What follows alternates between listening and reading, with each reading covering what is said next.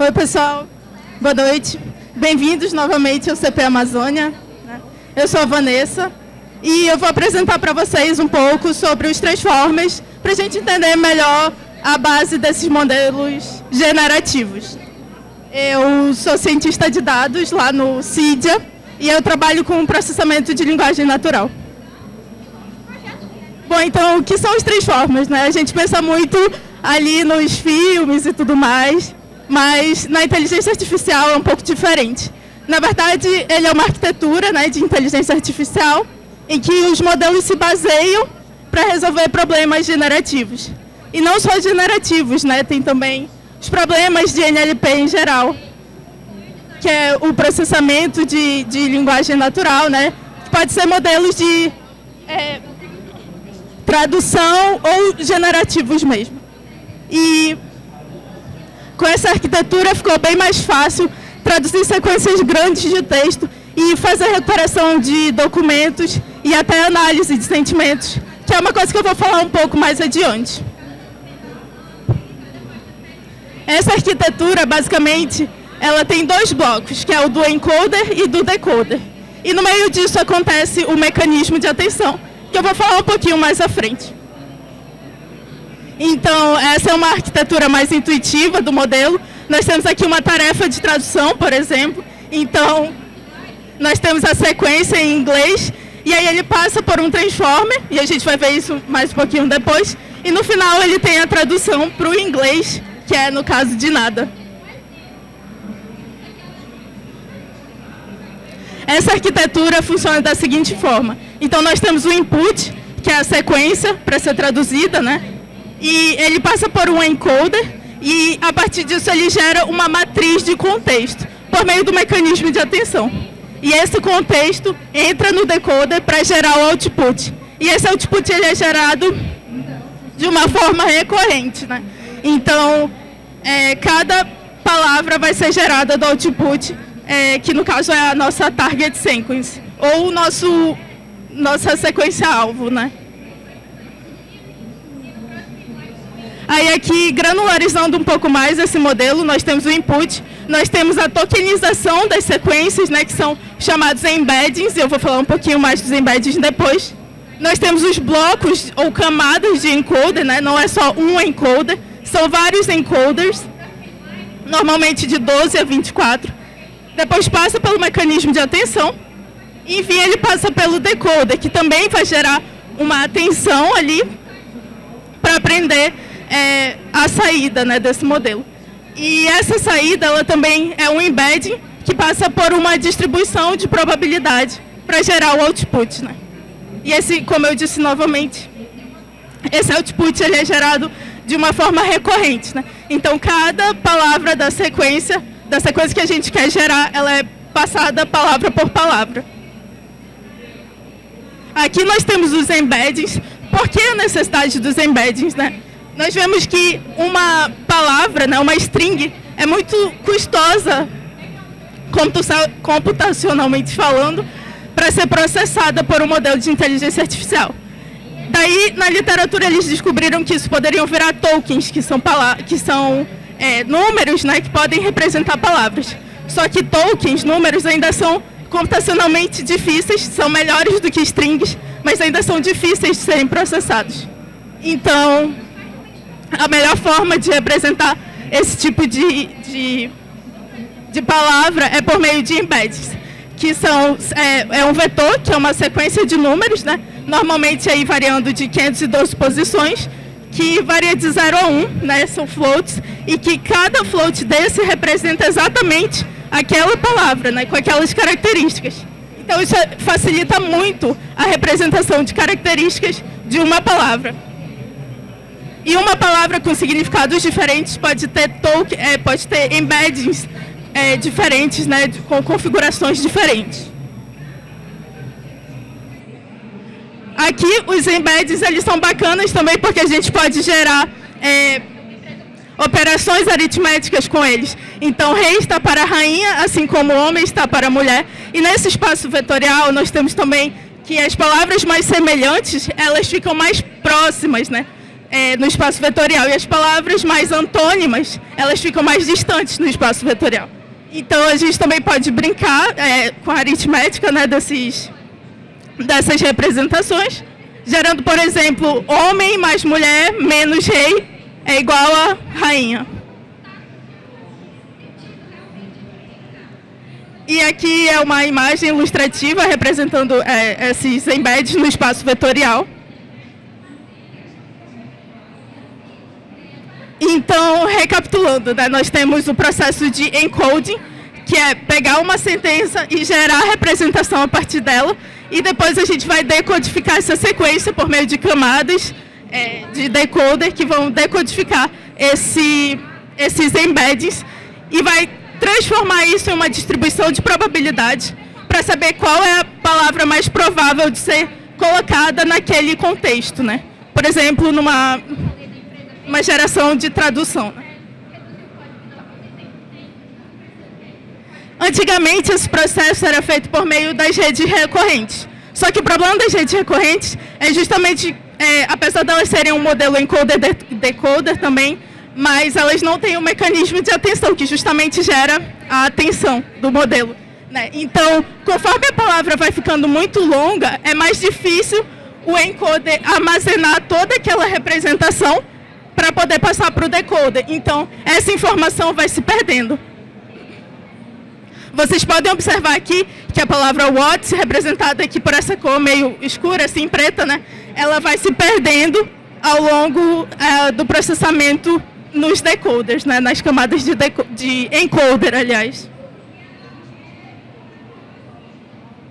Então, uma forma que a Google descobriu de fazer esse processo foi com o mecanismo de atenção. E por isso eles publicaram um paper chamado Attention is all you need. Quer dizer, atenção é tudo que você precisa. Então, dado uma sentença, né, por exemplo, minha mãe costumava ler livros para mim. Então, quem lia, né? A mãe. E lia o quê? Os livros. Para quem? Para mim. Então, nós temos uma representação, dado uma sentença, uma representação da própria sentença dentro de um vetor, de uma matriz de contexto, né? Então, aí uma outra forma de visualizar o mecanismo de atenção, né? Cada palavra consegue representar melhor outras palavras na própria sentença. E aqui esse processo mostrando a matriz de contexto, né? Percebam que aqui a gente tem as palavras em forma de embeddings, em forma de vetores, que vão passar por esse multi-head self-attention. Por que self-attention? Porque é uma auto-atenção. É uma atenção dentro da própria sequência que vai gerar essa representação, que dá mais contexto e mais informação para o decoder processar e assim gerar as palavras do output. Então, explicando esse processo um pouco mais matematicamente falando, mais da parte técnica, nós temos as carries, as keys e values, que são vetores que representam aquela sentença que a gente quer traduzir, por exemplo. Então, os vetores de carry, que são as consultas, eles vão perguntar para as chaves, quais são as palavras que eu tenho que prestar atenção. Então, as chaves, elas vão ter essas palavras que vão ter essa atenção e ele vai conseguir gerar essa representação de contexto. E os valores, eles estão ali só para garantir que a informação não se perca durante esse processo, né? Então, nós temos essa correlação entre palavras por meio do mecanismo de atenção, aqui mais visualmente falando para vocês entenderem esse processo. E aqui nós temos a parte do decoder. O decoder também tem um mecanismo de atenção inserido nele, só que ele é diferente do encoder, porque ele só ele só gera contexto para as palavras que ele já gerou. Ele não olha para o contexto da sequência toda. Por que ele não olha? Porque isso poderia enviesar o modelo, e a gente não quer enviesar o modelo. A gente quer tornar ele o mais preciso e o mais fiel possível, né? Então, ele olha para os tokens anteriores, os tokens futuros são mascarados, então existe uma máscara aí para ele não olhar os tokens que ainda vão ser gerados, né? E ele reúne contexto. Então, antes que o decoder processe informação, ele contém um mecanismo de atenção extra que coleta informações da saída, dos decoders anteriores. Então, ele também é um modelo autorregressivo. E ele atualiza a representação dos tokens a cada nova geração daquela tradução. Aqui é o resumo, né, dessa arquitetura. E aqui é uma imagem, né? Eu não vou explicar ela toda, mas deixar aqui para vocês tirarem fotos, se for o caso, se quiserem. Essa arquitetura foi o Google que implementou, né? Então, essas são as explicações básicas dessa arquitetura e ela é bem gigante, ela tem vários pontos, né? Por exemplo, as conexões residuais, que são importantes para o modelo, para ele garantir que não se percam informações. Então, a todo momento, o modelo ele vai tentando recuperar essas informações e não perder elas, mesmo no mecanismo de atenção. Agora aqui alguns desafios do NLP, né?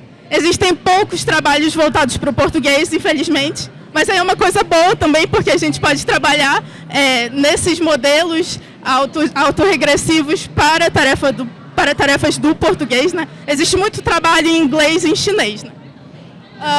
O custo do Transformers ainda é quadrático, ou seja, a gente ainda trabalha com uma matriz de contexto, uma matriz do mecanismo de atenção, e por isso é difícil ainda representar sentenças muito longas.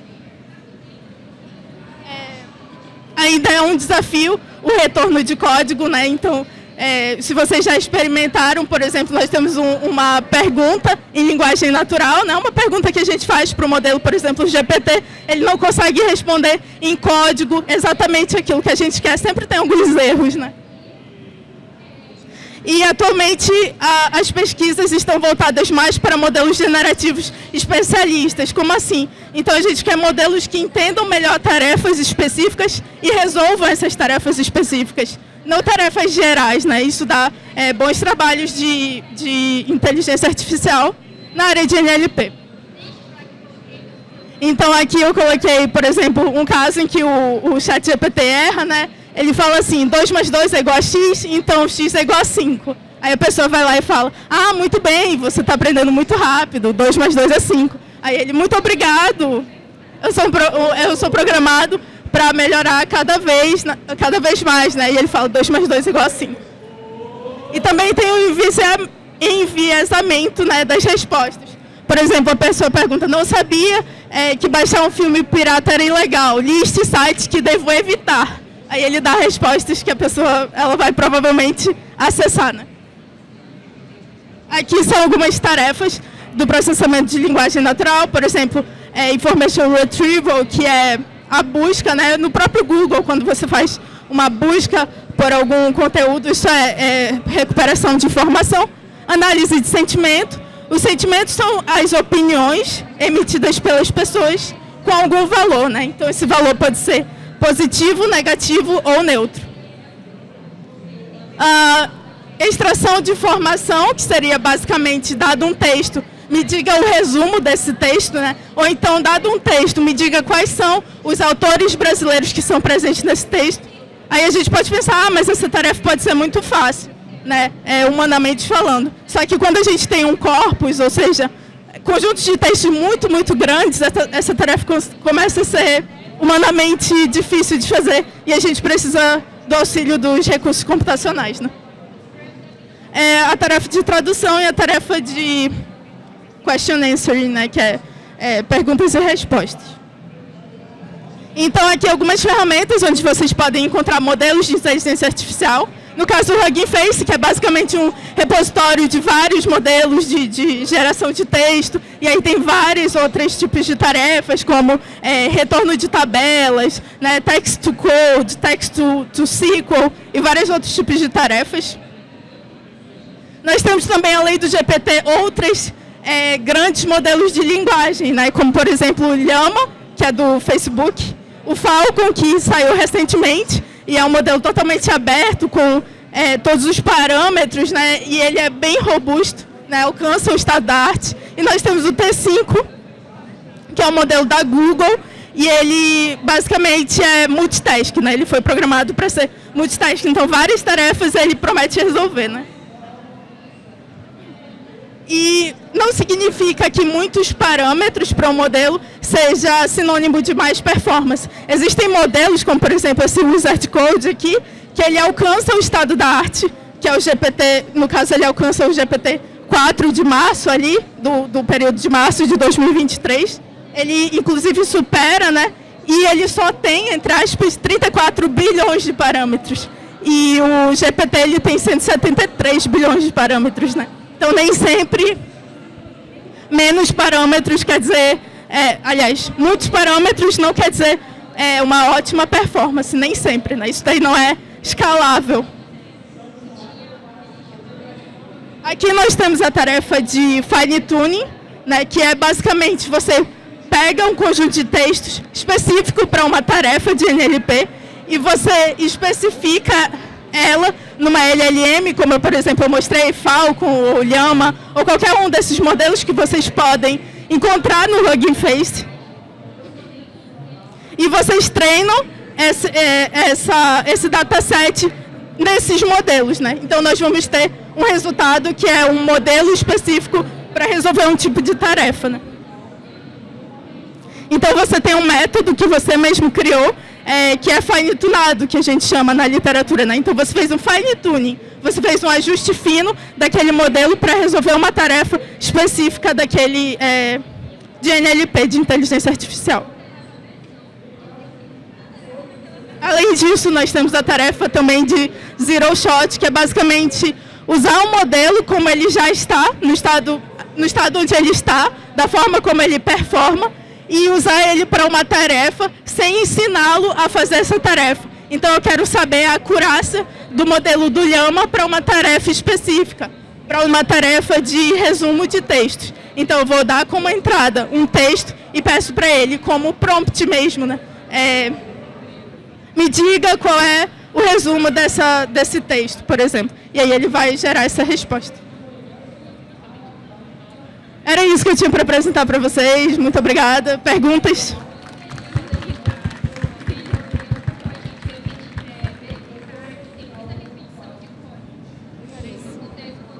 Perguntas?